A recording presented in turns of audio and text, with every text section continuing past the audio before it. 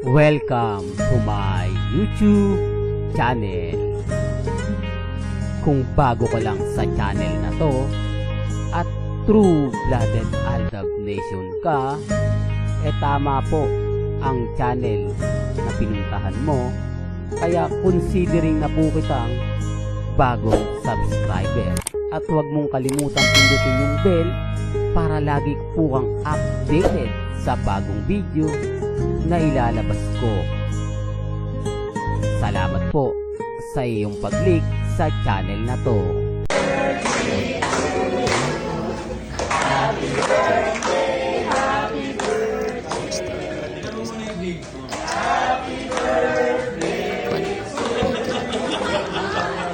Dito na naman po tayo sa selebrasyon ni Daddy Bay sa kanyang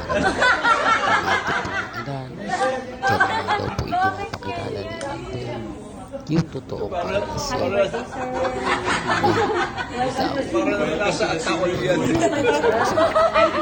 Lalabas po sa mga present po na may Alden Richards at ni Daddy Bay. Wala naman po. Hindi po ba? Normal lang po yung ganong haka-haka. Normal lang po yung mga sasabihin nila. Sabi ko nga po sa inyo, gagawa nila ng issue si Alden Richards dahil may pelikula o may teleserye nga po ito at may series nga po na Love Siargao. O, sino nga po ba yung mas maingay? Sino nga po ba yung mas madaling gawan ng issue? Tapos sasabihin po nila si Alden daw yung ganito ganyan. Common sense na lang po. Pansinin nyo po yung mga reports. Pansinin nyo po yung mga bali-balita ni ABS-CBN nga po. Hindi masyado na po promote. ABS-CBN nga po hindi masyado inililink si Alden. Although in-interview po siya ni Karen Davila. Although may mga interview na nakakatuwa. Di po ba?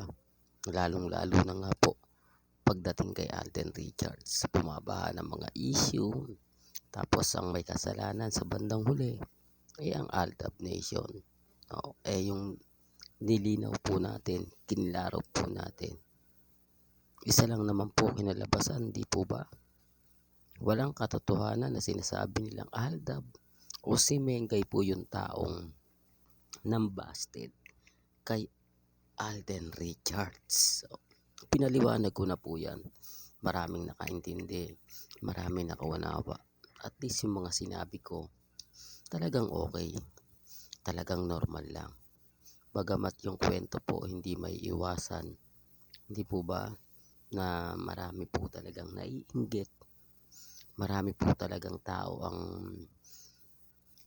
kumbaga sukdulan yung galit kay Alden Richards. Hindi, totoo po. Sa mga hindi po nakakaalam, marami pong taong nainis, nagalit kay Alden Richards. Totoo naman po eh. Yung iba kapwa niya artista. Yung iba po fans ng Kat din.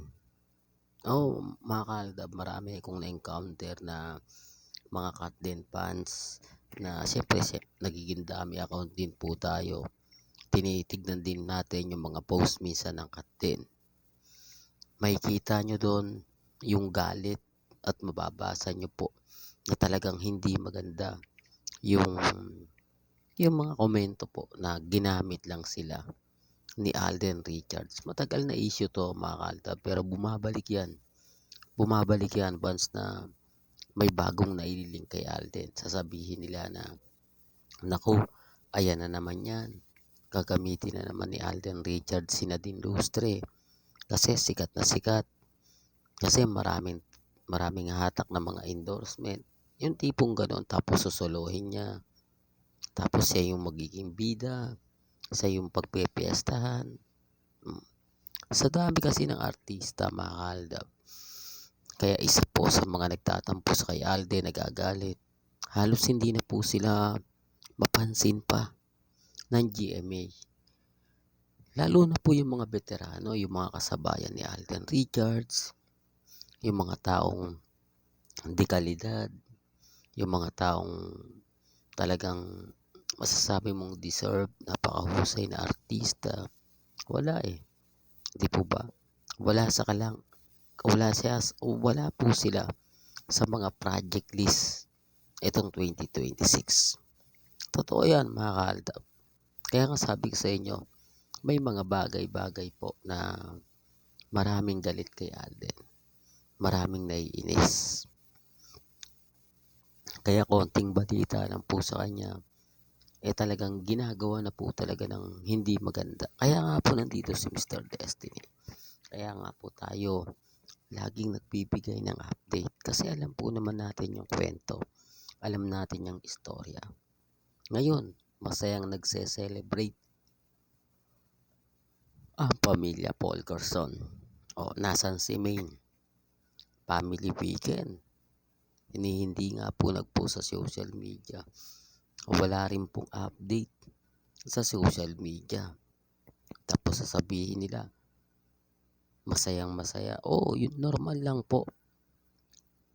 Mga kaaldab, normal lang po yung sasabihin ng mga army na masayang masaya si Maine. Okay na okay sila ni Maine. Di po ba? Taong bahay lang si Mengay. Hindi umaalis daw. Sa tingin nyo mga kaaldab, hindi pa ba umaalis? Hindi na nga po nagpapakita si Mengay sa Bulacan. Pero naandun lang po yan. Marami naman nagsasabi na sa bahay po na pinagawa ni Alden Richards. Alam ko mga kaaldab, hindi pa yun tapos eh. Kumbaga marami pa raw pong ilalagay. Although yung mga tapos na, kaya lang may kulang pa raw po. Sabi nga ng iba mga kaaldab na, baka na andun na si Mrs. Polcarson. Baka doon na dumidiretso. Well, sa aking pinaka-latest na balita mga kaaldab, ayon ito sa mga mamis, nasa Bulacan pa raw po si Mengay. Pero dahil nga po sa issue na binabalita natin, marami daw pong pumupunta. Maraming kumakain sa McDo ni Mengay para lang imbestigahan. Para lang masabi na mali tayo at sila yung tama. Gusto rin po nila makita na pumapasyal doon si Congressman Arjo. Gusto lang din nilang ibalita na mali tayo, sila yung tama. Hindi po ba? Kaya nga sabi ko sa inyo, hinahamo ko nga po yung mga pumunta ron. Tignan nyo kung sa tagal nyong pumupunta sa McDo ni Mengay, naispatan nyo po ba si Congressman Arjo? Real talk. Kaya lang binabalik po nila sa akin yung tanong. Sinasabi nilang, ikaw, naispatan mo ba si Mengay kasama si Alden Richards sa Bulacan? Siyempre hindi po mga kaaldab. Dahil tinatago po nila. Pero yung sinasabing mag-asawa, yung sinasabing nagpakasal, never ko pong nakitang magkasama sa McDo ni Mengay. Yung pinaka-latest na labas, hindi nga po ito pumunta sa anniversary. Hindi nga po nakikitaan din si Maine na pumunta sa Inasal Republic ni Congressman Arjo sa Banawe. Samantalang napunta naman po si Maine sa Belo Medical Group. Ilang lang po ba ang layo sa Tomas Morato sa Banawe? Hindi po ba? Doon sabihin ng iba, hindi, malayo yun eh. Kumbaga hindi naman yan tumutugma sa sinasabi mo. Okay lang po. Wala namang problema. Ang sa akin lang, pambasag po sa kanila. Kung sino nga po ba talaga ang nagsasabi ng totoo at nagsasabi ng fake news. Real talk mga kaaldab. Kaya nga sabi ko sa inyo, maging relax lang po kayo, maging kampante. Hanggang dito na lang po ang ating latest updates. Kaya kung gusto niyo pa po ng pinaka-latest at sariwang update, abay tumutok lang po kayo dito po sa channel ni Mr. Destiny para updated kayo sa mga bago at sa mga latest na i-upload po natin maya-maya lang. Kaya kung bago ka lang sa channel na to at isa kang true-blooded Aldab Nation na nagmamahal kila Mengay at Isoy.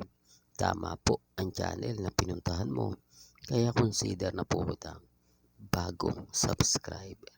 At huwag mong kalimutang i-share ang mga video po natin sa mga mamis, sa mga titas, at sa mga sinyo. Hanggang sa muli, salamat po sa panonood at pakikinig.